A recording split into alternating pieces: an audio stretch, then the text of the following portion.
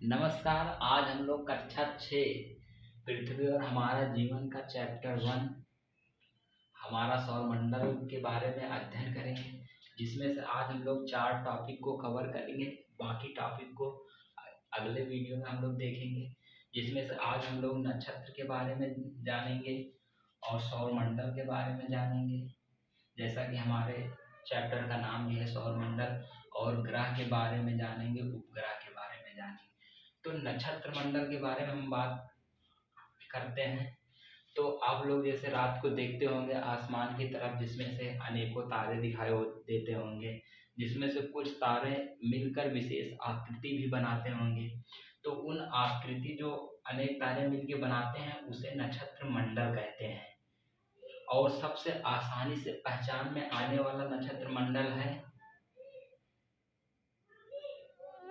अर्सा major.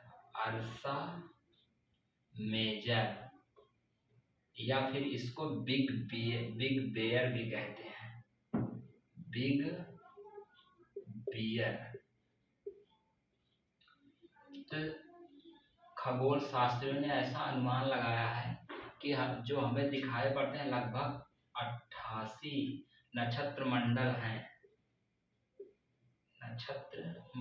हैं, जिसमें से हम लोग अर्सा मेजर या बिग बियर का में रहते हैं। इसी के जो हमारा सौरमंडल है इसी का हिस्सा है। तो हमारे सौरमंडल किसे कहते हैं? तो सौरमंडल उसे कहते हैं कि जो सौरमंडल का मुखिया होता है। सौरमंडल का मुखिया जो होता है वो सूर्य। अब सूर्य के गुरुत्वाकर्षण के कारण जो भी सूर्य के चारों ओर चक्कर लगाएंगे दीर्घवृत्ताकार में, वो सभी हमारे सौरमंडल में आएंगे। जैसे सूर्य के चारों ओर चक्कर लगाते हैं ग्रह, सूर्य के चारों ओर ग्रह लगाते हैं चक्कर। ग्रह का कौन चक्कर लगाता है? उपग्रह। तो ग्रह, उपग्रह और ग्रहों को चारों तरफ चक्कर लगाते हैं एस्टेरॉइड जो होते हैं, उल्कापिंड, और होते हैं क्यूपर बेल्ट जो पढ़ोगे आगे, जो वरुण के पीछे जिसमें प्लूटो है हमारा, जो चक्कर लगा रहा है उसे क्यूपर बेल्ट यानी बौने ग्रह पट्टी में चक्कर लगा रहा है। तो ये सारे जो और होते हैं, जो उल्कापिंड होते हैं, ये सभी हमारे सौरमंडल के हिस्से हैं। तो सौरमंडल के हिस्से में जो सूर्य मुखिया होता है, वो सूर्य की चारों ओर जो चक्कर लगाते हैं, वो सभी सौरमंडल के हिस्से हैं। तो सूर्य के चारों ओर जो 8 ग्रह चक्कर लगाते हैं, जिसको पहला पढ़ते हैं तो मरकरी, जो हिंदी में बुध कहा जाता है। बुध जो से सूर्य के चारों, अगर सूर्य के क्रम से देखें तो सूर्य पहले हो गया, तो सूर्य से 8 ग्रह है, जो क्रम से पहला है बुध, फिर शुक्र है, फिर पृथ्वी है, फिर है मंगल। फिर मंगल के बाद आ जाता है ऑस्ट्राइड बेल्ट यानी क्षुद्र ग्रह पट्टी आ जाता है। फिर इसके बाद आता है हमारे सौरमंडल का सबसे बड़ा ग्रह जुपिटर। फिर इसके बाद आता है सैटर्न। और सैटर्न की एक खास बात है, इसके चारों तरफ जो है गैसों के छल्ले पाए जाते हैं, जो 7 छल्ले पाए जाते हैं, इसलिए यह दिखने में बहुत ही सुंदर दिखता है। फिर इसके बाद आता है अरुण, फिर इसके बाद आता है वरुण, फिर इसके बाद आ जाता है क्षुद्र ग्रह पट्टी यानी क्यूपर बेल्ट, जिसमें प्लूटो है, जिसे हिंदी में हम कहते हैं। इसे 2000 में अलग कर दिया गया ग्रहों की स्थिति से। आज हमारे जो है 8 ही ग्रह बचे हैं। जो अब ये जो क्यूपर बेल्ट, ये जो ऑस्ट्राइड बेल्ट है, इसके अंदर के जो 4 ग्रह हैं, बुध, शुक्र, पृथ्वी, मंगल यानी mercury, Venus, earth and Mars, ये चारों हैं आंतरिक ग्रह। ये जो है ठोस तत्वों से बने हैं, जिसपे हम खड़े हो पाते हैं, जैसे पृथ्वी पे हम खड़े हैं। और ये जो 4 ग्रह हैं ये वाह्य ग्रह कहलाते हैं।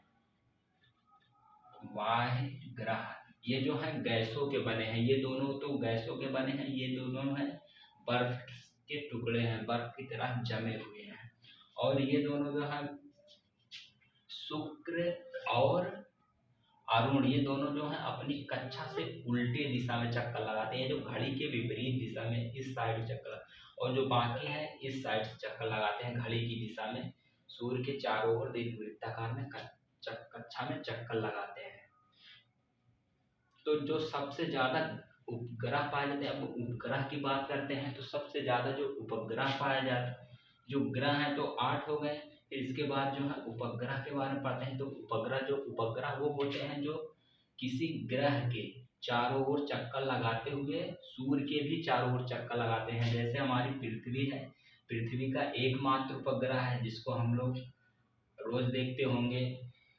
तो जो हमारा मून है ये उपग्रह है। उपग्रह भी 2 प्रकार के होते हैं, एक कृत्रिम जो मानव निर्मित होते हैं, जो सैटेलाइट इत्यादि होती हैं वो मानव निर्मित उपग्रह होते हैं, और जो प्राकृतिक उपग्रह होते हैं वो एक ही है, हमारे मून। तो पृथ्वी का एक ही है। और सबसे ज़्यादा अगर उपग्रहों की बात करें तो सैटर्न में पाया जाता है, जो अभी कुल मिला के वर्तमान में 84 उपग्रह पाए जाते हैं। जुपिटर के 67 पाए जाते हैं। तो सबसे ज़्यादा जो उपग्रहों की संख्या है वो सैटर्न में है, यानी शनि ग्रह में है। अगर हम सूर्य से पृथ्वी पर प्रकाश आने देखें तो अगर सूर्य से जो पृथ्वी पर प्रकाश आने में समय लगता है वो 8 मिनट 19 सेकेंड लगता है। अगर यही चाँद से दूरी, अगर जो सूर्य से और पृथ्वी की दूरी है जो 15 करोड़ किलोमीटर है, 15 करोड़ किलोमीटर दूर है हमसे सूर्य।